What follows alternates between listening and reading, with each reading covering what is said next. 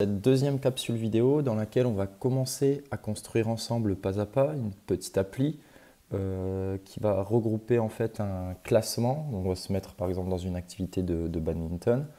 Donc on va faire un petit classement et un écran avec des liens tuto vidéo.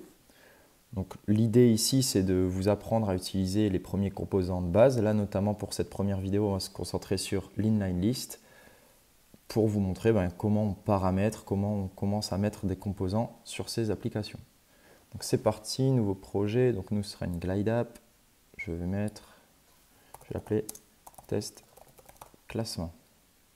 On continue. Donc là je passe rapidement sur ces choix-là, n'hésitez pas à aller voir la première vidéo pour comprendre pourquoi je choisis telle ou telle option. Là je vais rapidement puisque j'en ai déjà parlé. Ok, donc là je me suis connecté avec un nouveau compte. Donc forcément, là, c'est ce qui vous arrivera si vous vous connectez aussi pour la première fois. Il y a un petit tuto, des petites choses à lire. Vous pourrez prendre le temps de les lire si vous voulez. Donc voilà, quand on arrive sur cette appli, il y a déjà quelques données qui ont été mises pour pouvoir tester des choses. Premier réflexe à avoir, je vous l'avais dit, c'est venir ici, changer l'apparence si vous souhaitez changer l'apparence. Et surtout, aller dans Privacy et mettre en public. Voilà. Donc là, maintenant que c'est fait, je peux revenir ici. Et donc là, la deuxième étape, ce que moi je fais personnellement à chaque fois, c'est venir tout de suite ici dans le tableur et commencer à venir supprimer en fait tout ce dont je n'ai pas besoin, notamment cette feuille-là. Parce que cette feuille-là, à quoi elle sert? C'est celle qui sert pour les applications où on a besoin de s'authentifier. J'en ai parlé dans la première vidéo, il y a des applis où vous pouvez demander à l'utilisateur de signer avec son adresse mail. Et derrière, ça crée une application un petit peu comme Facebook où il n'y a que votre profil, que vos choses à vous qui apparaissent à l'écran. Donc là, c'est pour faire ce type d'appli. Nous, ça ne nous intéresse pas ici. On ne veut pas que les gamins rentrent leur email. Donc là, je vais tout simplement faire delete table. On n'en a pas besoin. Pour catégorie, ici, c'est la même chose. On n'en a pas besoin. Là, avant de supprimer, je vais mettre un nouveau tableau vide. Et je vais l'appeler classement, justement. Voilà. Et celle-ci, je vais pouvoir la supprimer également. Donc voilà.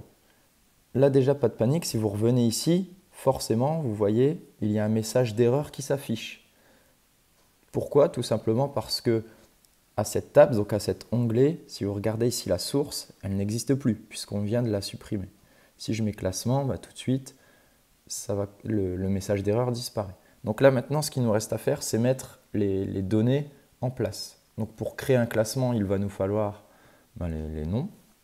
Je vais mettre nom, on va rester en français. Il va nous falloir des points. Moi, ce que je vous propose là, c'est de faire on va faire des points bonus. Là, pour paramétrer les points, des points logiquement, ce sera donc des données basiques. Vous voyez ici, basic colon, ce sera des numbers, donc des nombres. Et la précision, je ne vais pas faire de décimale, je vais rester comme ça.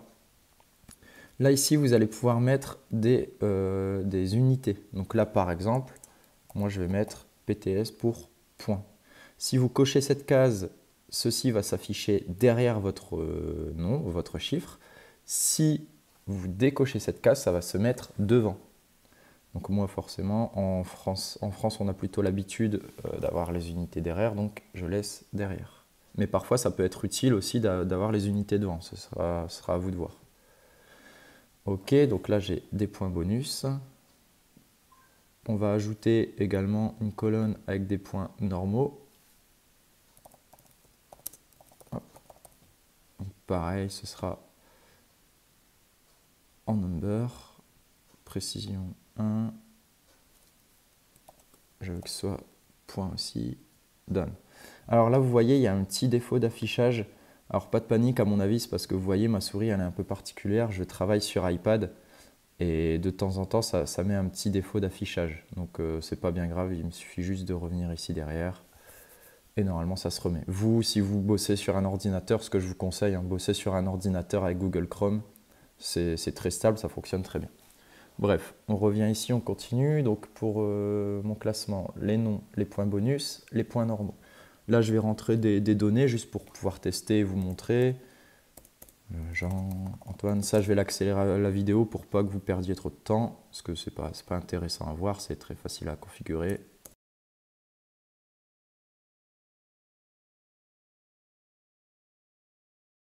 Ok, donc là, j'ai terminé de mettre les premières données. Là, je vais déjà vous montrer quelque chose d'assez intéressant, un type de colonne qui est très utile. Ça va être la colonne maths. Parce que là, ce qui serait bien, c'est qu'on puisse faire la somme de ces deux colonnes pour avoir le total de chaque élève, pour justement créer le classement. Vous voyez le bug d'affichage qui revient. On n'a pas de bol. Ça ne le fait pas souvent et là, ça le fait 2 fois en quelques secondes. Bref. Donc là, on va l'appeler total. Colonne type, ce sera donc ici, c'est plus une basic colonne, ça va être parmi toutes les colonnes ici, et ce sera la colonne maths. Ça va me permettre, comme son nom l'indique, de mettre une formule mathématique. Ici, par exemple, je vais faire donc point bonus plus point normaux. Ce qui est bien fait dans Glide, c'est que c'est assez puissant dans la reconnaissance de texte. Là, par exemple, pour point bonus, normalement, si je mets juste PB, vous voyez, il me remplace automatiquement PB par point bonus. Je mets un petit plus. Si je mets PN, est-ce que ça va marcher? Alors, la PN, ça ne fonctionne pas. Donc, c'est pas grave, quand ça ne fonctionne pas, vous sélectionnez juste la donnée à changer. Et donc, PN, ça me le remplace par point normaux. La précision, je remets en 1. Les unités, je vais remettre PTS. Done. Donc voilà, qu'est-ce qui se passe? Attendez, je me remets bien. Alors là, déjà, vous voyez, vous pouvez voir sur l'écran principal que la liste s'est déjà mise. On y reviendra juste après. Là, d'abord, je vous montre la colonne maths. Vous voyez, ça a bien fonctionné. 5 plus 3, 8. 3 plus 5, 8, etc., etc. Donc là, on a les premières données pour réaliser notre classement. Donc comment ça se passe? Dès que ça c'est fait, on revient ici. On s'assure qu'on est dans l'onglet que l'on veut. Donc là, cet onglet, on va l'appeler classement. Vous voyez ici, ça a bien changé classement. Si vous voulez changer l'icône, on peut changer tout de suite. Là, je vous le dis, si vous voulez trouver des icônes, c'est qu'en anglais. Donc, il faut connaître quelques mots d'anglais. Là, par exemple, rank pour rang. Là, j'aime bien mettre le podium pour le classement. OK. La source, pardon. La source, pour l'instant, c'est assez simple. Je n'ai qu'une feuille à disposition ici dans mon tableur. Donc, forcément, je sélectionne celle-ci, la feuille classement. Donc là, on peut se dire, ben, c'est top, tout est fait, il y a déjà le classement qui est fait, il y a déjà la liste qui est mise, c'est bien, je peux m'arrêter là. Sauf que 2 problèmes. Premier problème, c'est que là, en fait, le classement n'est pas forcément le bon. Si vous regardez, donc là, c'est Jean qui est en première position, alors que Jean, il a 8 points. Logiquement, ça devrait être, dans notre logique à nous en tout cas, ça devrait être Estelle qui est première. Donc là, je vais vous montrer comment faire pour paramétrer cette inline list, cette liste, pour que le classement se fasse. Par contre, avant toute chose, j'en ai parlé dans la première vidéo, il y a une chose qui doit devenir un réflexe chez vous, c'est de tout de suite changer en fait le style ici de composant. Alors pourquoi? Parce que là justement, si je veux ajouter un composant, vous voyez ce qui est écrit « For now, you can only add a component in a detail view ». Donc qu'est-ce que ça veut dire? Ça veut dire que pour l'instant, si je reste en fait dans ce style list, eh bien le glide ne me permet pas d'ajouter d'autres composants. Or, ça peut être pratique, on peut vouloir ajouter, j'en sais rien, du texte par-dessus, une image ou autre, enfin ne pas avoir à l'écran en tout cas que cette liste. Donc là, comment on fait? C'est très simple. Ici, on vient cliquer sur Details. Donc là, forcément, ça m'a mis d'autres composants, on se dit mince, ça a tout changé. Mais c'est très simple. Maintenant, le plus, vous voyez, le plus, il est devenu blanc, il est devenu disponible. Donc là, on peut ajouter tous les composants que l'on veut. Donc là, aujourd'hui, je vous l'ai dit, on se focalise sur l'inline list. Là, si on descend, dans list, il y a 2 types de listes. Donc soit la list relation, ça fait en fait un espèce de bouton qui vous relie à une liste. Donc en fait, quand vous cliquez sur ce bouton, vous arrivez à la liste de votre choix. Ou alors, il y a l'inline list, c'est-à-dire la liste qui s'affiche directement. C'est celle qu'on va utiliser. Je clique dessus. Là, vous voyez que la liste, elle se remet comme tout à l'heure. C'est assez puissant et intelligent pour comprendre que je veux la liste de mes prénoms de la première colonne de ce tableur. Donc là, ça s'est mis. on va tout de suite voir un petit peu les paramétrages qui nous permettent donc de résoudre le problème de classement.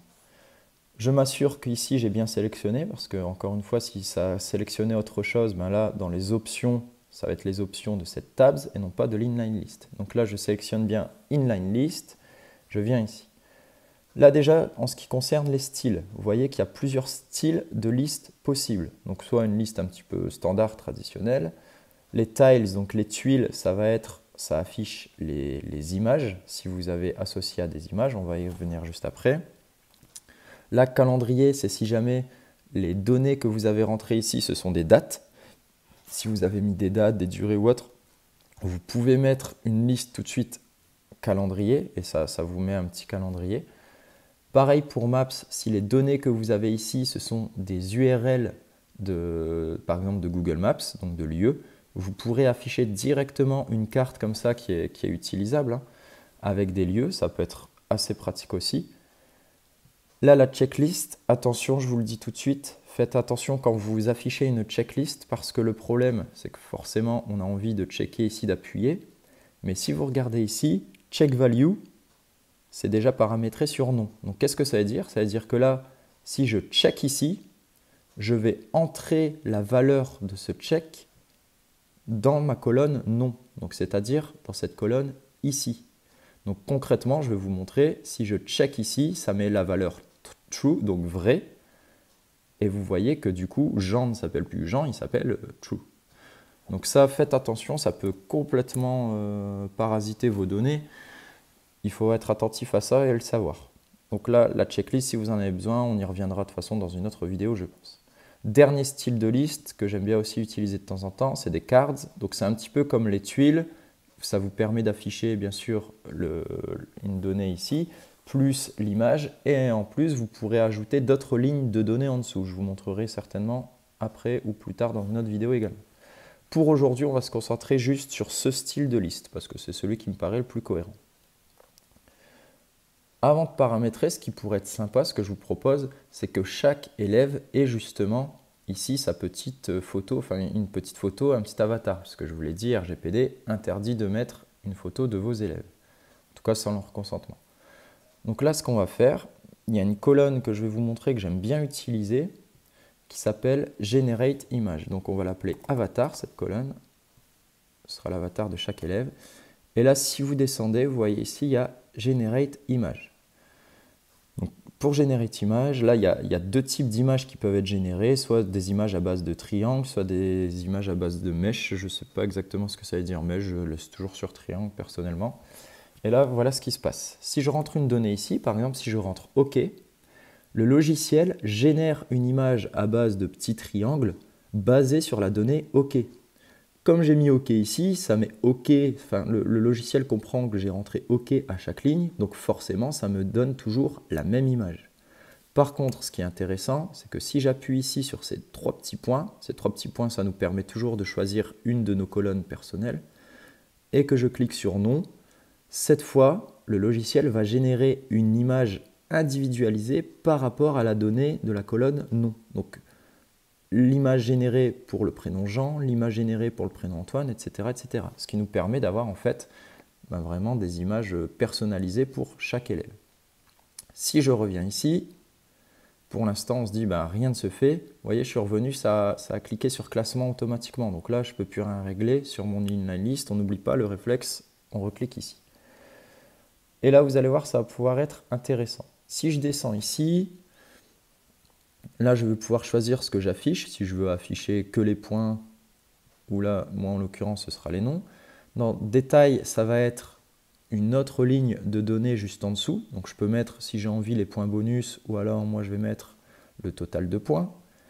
Caption, c'est pareil, ça rajoute une autre ligne et vous voyez, ça modifie légèrement l'affichage. Et là, vous voyez dans Images, donc là, pour l'instant, c'est ma colonne nom qui a été sélectionnée.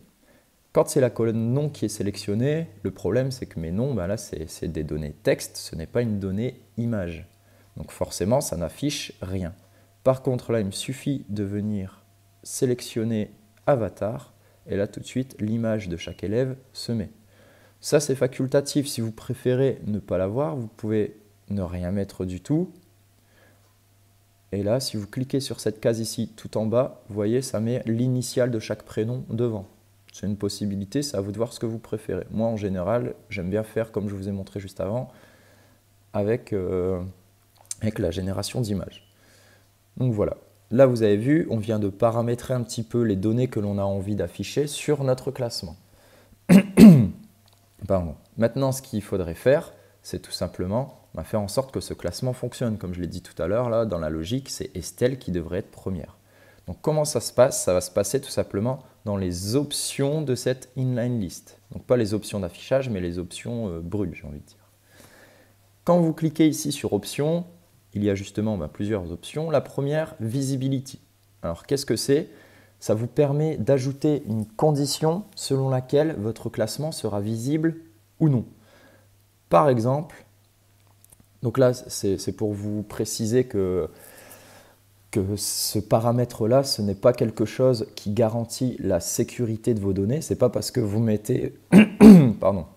Ce n'est pas parce que vous mettez un filtre de visibilité que des hackers, entre guillemets, ne pourraient pas accéder à vos données. S'ils arrivent à venir un petit peu à l'intérieur de votre site, ils pourraient trouver les données, même si vous, à l'écran, pour les gamins, ça ne se trouve pas. Donc faites attention à ça si vous faites des applications, même à titre personnel, avec des données un peu plus sensibles. Comme ça, vous le savez. Donc là, je vais cliquer sur ça. OK. Donc là, par exemple, vous voyez, j'ai demandé à ce que cette liste soit visible, donc show component, seulement si ma colonne nom n'est pas vide. Donc qu'est-ce que ça veut dire? Ça veut dire que tant que ici il y a des noms, eh ben, cette liste apparaît. Vous allez voir ce qui se passe si je mets isempty. Forcément, donc là, ça veut dire si c'est vide. Là, je demande à ce que ce composant apparaît uniquement si ma colonne nom est vide. Donc là, vous voyez que cette condition n'est pas remplie puisque ma colonne nom n'est pas vide. Du coup, le classement disparaît. Vous comprenez un petit peu le principe? Là, forcément, ce n'est pas très pertinent de faire ça avec le nom, mais en tout cas, pour certains usages, ça peut être bon à connaître, à comprendre. Ensuite, si on passe à l'option du dessous, Show Search Bar. Donc c'est juste pour mettre une barre de recherche. Quand vous avez beaucoup de classes, beaucoup d'élèves ou un grand classement, ça peut être très utile. Là par exemple, si je tape Estelle, tac, je trouve tout de suite uniquement les données d'Estelle. Si je veux, si je ne dis pas de bêtises, ça devrait fonctionner. Si je veux uniquement par rapport à une tranche de points, par exemple si je veux que les personnes qui ont 10 points, vous voyez, je tape 10 et ça trouve. Ça marche avec beaucoup de données et franchement, elle est vraiment très puissante cette barre de recherche. J'aime bien la mettre en général. Là, on va arriver également à une autre option, donc ça va être un filtre. C'est un petit peu le même principe que la visibilité, sauf que cette fois, au lieu d'être un peu binaire, donc soit tout est affiché, soit rien n'est affiché, ça va être, je vais demander de n'afficher que quelques données.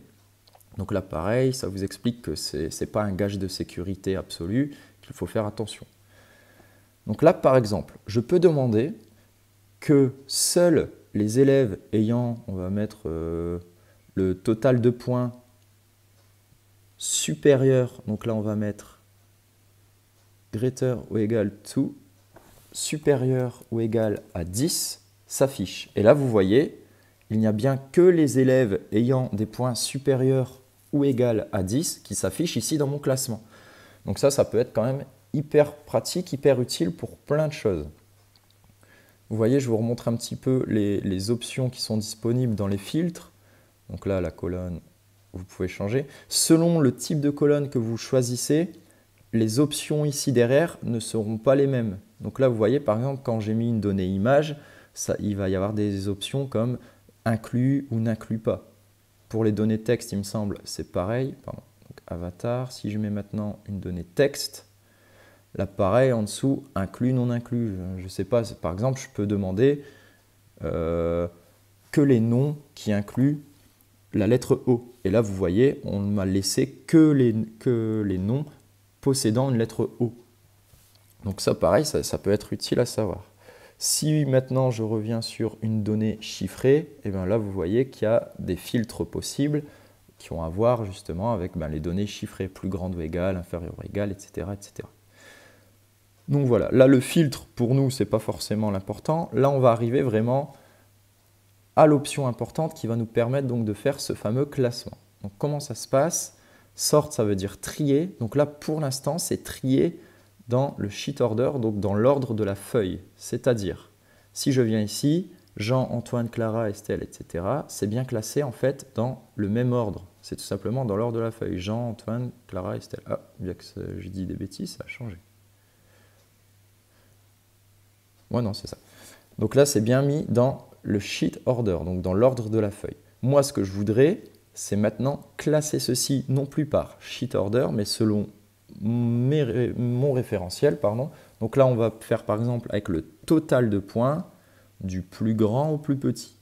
Et là, vous voyez, ça me met bien Estelle en premier parce qu'elle a le plus grand nombre de points, Édouard, deuxième plus grand nombre de points, etc. etc. Et là, ce serait l'inverse, du plus petit au plus grand, etc.